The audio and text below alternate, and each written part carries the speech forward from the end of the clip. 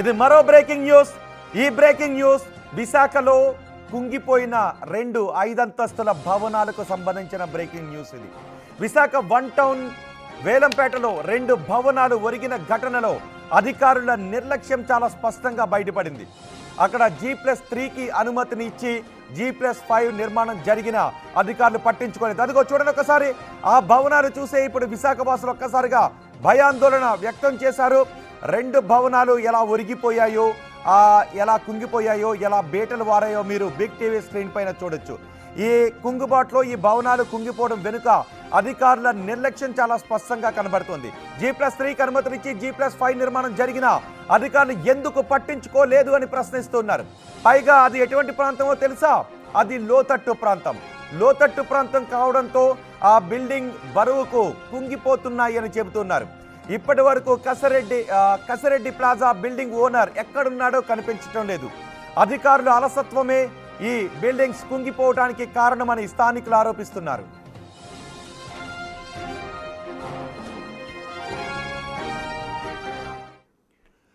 Sir, మా ప్రతినిధి వైజాగ్ రాజుతో మాట్లాడదాం. వైజాగ్ వెళ్దాం. రాజు ఉన్నారు అక్కడ నుంచి సమాచారం అందించడానికి. రాజు, ఇప్పటికే ఘటనపై ఉన్నతాధికారులకు ఫిర్యాదు చేశారు. మాజీ కార్పొరేటర్గా పనిచేసిన వాళ్ళు కావచ్చు, మేయర్గా పనిచేసిన వాళ్ళు కావచ్చు, పాలక మండలిలో ఉన్న వాళ్ళు. అధికారుల నిర్లక్ష్యం చాలా స్పష్టంగా కనబడుతోంది. G+3కి అనుమతించి G+5 కట్టినా ఎందుకు పట్టించుకోలేదు? ఇప్పుడు ఎవరిని బాధ్యులను చేయబోతున్నారు ఈ భవనాల కుంగుబాటు ఘటనలో? అంటే ప్రస్తుతం 1 టౌన్లో ఉన్నటువంటి ఈ వెలంపేట ఈ డబల్ బిల్డింగ్ అనేది ఎలా అయిపోయిందంటే ఒక ఎగ్జిబిషన్ ప్లేస్గా మారిపోయినటువంటిది అయితే ఉంది. ఈ రోడ్డు మీద ప్రయాణం చేస్తున్న ప్రతి ఒక్కళ్ళు ఇక్కడ ఆగడం, ఏంటి ఈ 2 బిల్డింగ్స్ ఒక పక్కకు ఒరిగిపోయాయని చూడడమే. మనం చూస్తే ఒక్కసారి ఈ కనిపిస్తున్నటువంటి 2 బిల్డింగ్స్, నేను ఇప్పుడు కనిపిస్తున్న దానిలో రైట్ సైడ్ ఉన్నటువంటిది కసిరెడ్డి ప్లాజా 5 అంతస్తుల బిల్డింగు, లెఫ్ట్ సైడ్లో ఉన్నటువంటిది ధరణి ఫంక్షన్ హాలు, ఇది 3 అంతస్తుల బిల్డింగు. అయితే ఈ 2 ప్రస్తుతం ఒకదాని వైపు ఒకటి ఒరిగిపోతున్నటువంటిది అయితే ఉంది. మనము ఒకసారి కనుక కింద వైపు ఉన్నటువంటి గ్యాప్ని మనం ఒకసారి చూస్తే ఇంచుమించుగా 2 నుంచి 2.5 అడుగుల గ్యాప్ అయితే మనకి పైన కనిపిస్తూ ఉంది. కానీ అది 4వ అంతస్తుకు వెళ్ళే కొద్దీ ఈ గ్యాప్ కేవలం 1 అడుగుకు మాత్రమే పరిమితం అయిపోతుంది. అంటే 1.5 వరకు 2 వైపులు ఉన్నటువంటి బిల్డింగ్స్ చాలా దగ్గరకు వచ్చేస్తున్నటువంటిది అయితే ఉంది. ఈవేళకి అప్పుడే ఇది అంటే 4వ రోజు అవుతుంది. ఒక రోజు ముందు అంటే ఫస్ట్ డే దాదాపుగా అర్ధరాత్రి సమయంలో కూలింది. నిన్న ఈరోజు అప్పుడు ఇంచుమించుగా 3 రోజులు గడుస్తున్నటువంటిది అయితే ఉంది ఈ కుంగిపోవడం.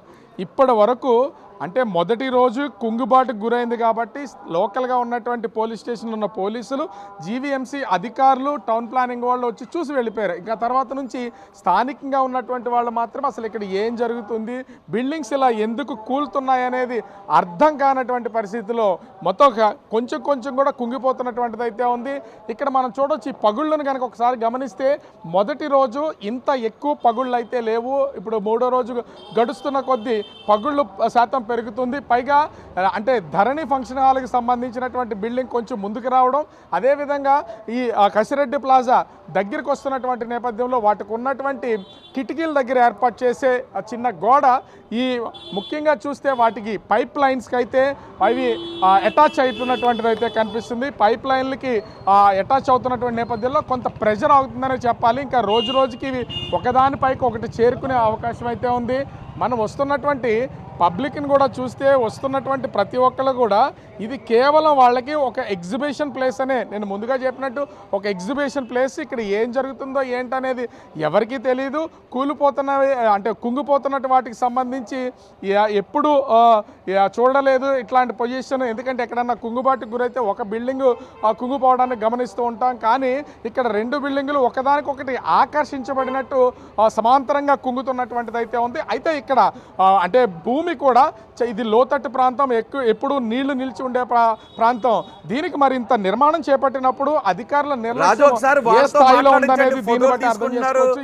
ఆశ్చర్యంగా చూస్తున్నారు రాజు, ఒకసారి వాళ్ళ ఫోటోలు తీసుకుంటున్నారు, ఆశ్చర్యంగా చూస్తున్నారు. ఒకసారి వాళ్ళతో మాట్లాడించండి.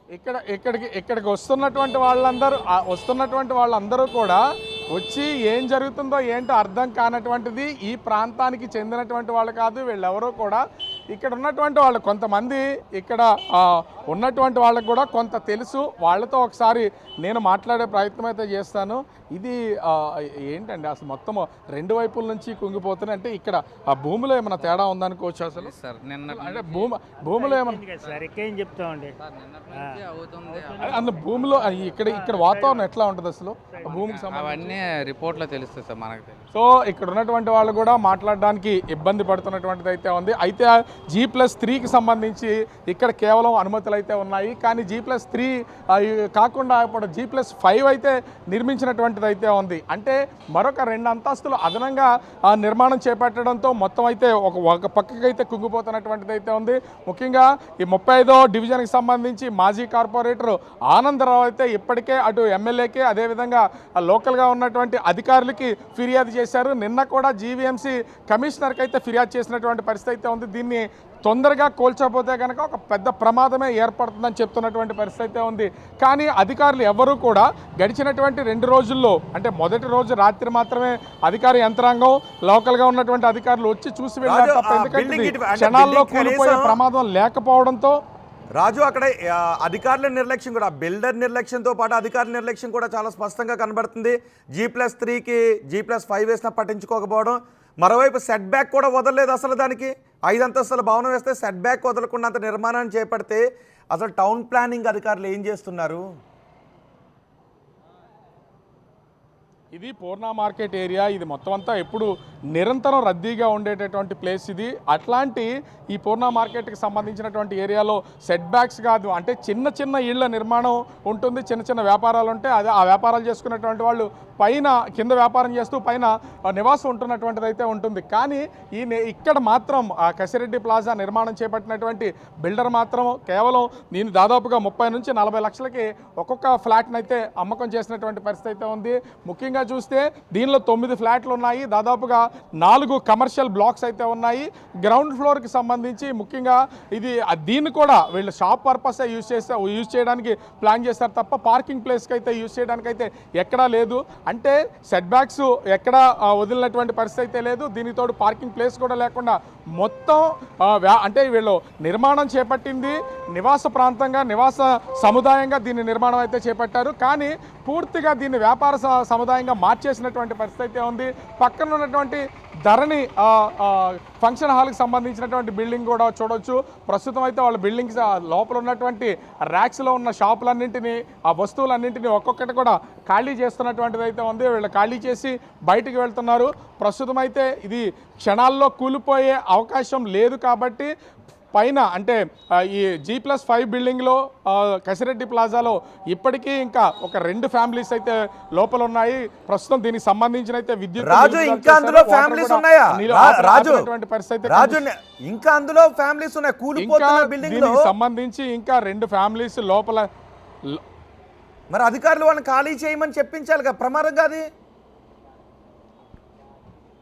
అంటే ఇప్పటి వరకు వాళ్ళు రాత్రి సమయానికి సంబంధించి వాళ్ళందరూ కూడా తెలిసిన వాళ్ళ ఇంటికి వెళ్ళి నిద్రపోతున్నటువంటిది అయితే ఉంది. ఉదయం వచ్చిన తర్వాత ఒక్కొక్క సామాన్ అంతా వాళ్ళు ప్యాక్ చేసుకుని వాటన్నింటినీ కూడా బయటికి తీసుకెళ్తున్నటువంటిది అయితే ఉంది. ఇది సడన్గా కుంగిపోతున్నటువంటి నేపథ్యంలో వీళ్ళందరూ కూడా ఎక్కడికి వెళ్ళాలి, మరొక ఇల్లు దొరకాలన్నా కూడా కొంత కష్టం కావడంతో ఉదయం నుంచి సాయంత్రం వరకు అదే బిల్డింగ్లో కొంత భయంగానే గడుపుతూ సామాన్లన్నింటినీ కూడా ప్యాక్ చేస్తున్నటువంటి పరిస్థితి అయితే ఉంది. ఒకవేళ దీన్ని జీవీఎంసీ అధికారులు కోల్చాలనే ప్రయత్నం చేసినా కూడా ఇక్కడ ప్రొక్లైనర్ కూడా తిరిగే పరిస్థితి అయితే లేదు.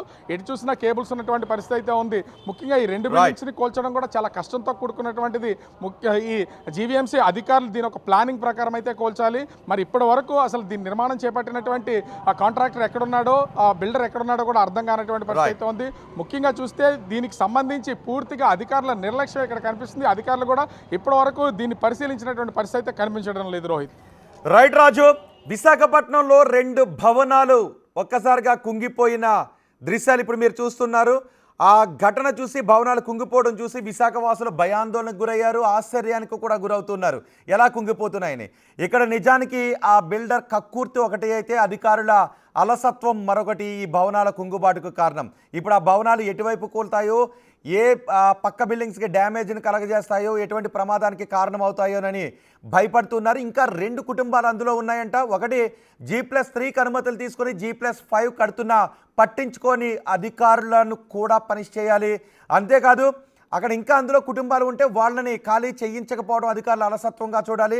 2 సెట్ బ్యాక్ వదలకుండా 5 అంతస్తుల భవనాన్ని కడుతూ ఉంటే కళ్ళు మూసుకున్న అధికారులను ఉద్యోగాల్లో నుంచి తొలగించాల్సిన అవసరం కూడా ఉంది. చూద్దాం ఆ భవనాలను ఏ విధంగా కూల్చారో, అవినీతి అధికారులపై ఎటువంటి చర్యలు తీసుకుంటారో, ఆ బిల్డర్పై ఎటువంటి కేసులు నమోదు చేస్తారో చూద్దాం.